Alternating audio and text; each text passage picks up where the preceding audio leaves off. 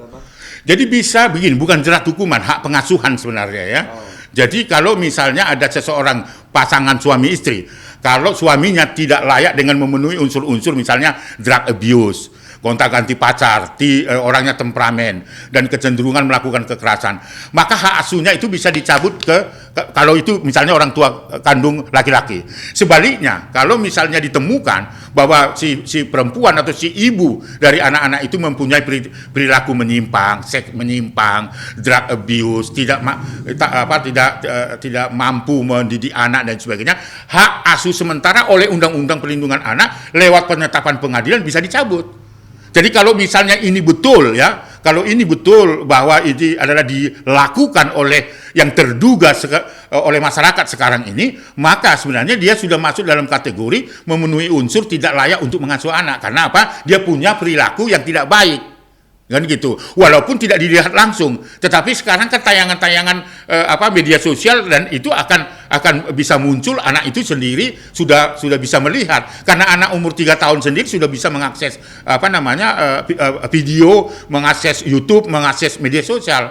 Jadi sekali lagi ya, kalau misalnya ditemukan unsur-unsur memenuhi tidak layak untuk mengasuh, ya seperti perilaku seks menyimpang dan seterusnya, drug abuse, kecenderungan melakukan kekerasan, maka si bapak anak ini bisa mengajukan ke pengadilan untuk mencabut hak asuh untuk sementara kepada bapaknya. Kalau misalnya pada putusan pengadilan gugat cerai itu hak asuhnya pada ibu atau sebaliknya.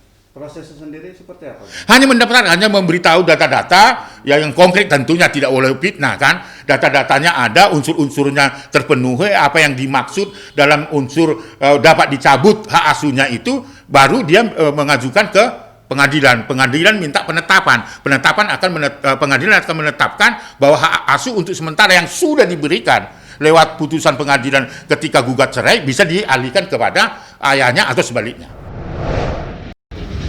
Ya, saya kira kalau misalnya masih proses hukum perceraiannya belum ada penetapan pengadilan atau belum ditetapkan oleh pengadilan hak asuh kepada salah satu pihak, misalnya ayah dan ibunya, karena masih dalam proses gugatan. Nah, saya kira ini bisa menjadi dalil untuk meminta hakim sebagai pertimbangan supaya hak asuh sementara itu kepada orang yang layak. Misalnya siapa yang layak, ayah atau ibunya. Ya, saya kira kan anak ini masih punya ayah dan ibu. Dan dengan peristiwa ini jangan dilibatkanlah anak itu. Dalam perspektif perlindungan anak, saya berharap kepada publik juga tidak mengait-ngaitkan dengan anak-anak dari kedua belah pihak.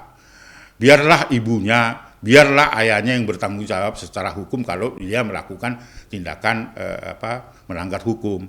Itu yang saya katakan tadi, sejujurnya aja, karena nggak bisa dibilang bahwa itu nggak sadar dilakukan, karena yang beredar itu adalah dilakukan secara sadar dan itu bukan suaminya gitu misalnya kan, maka harus mengakui. Dan saya minta kepada semua publik, media juga tidak melibatkan anak itu tidak bersalah.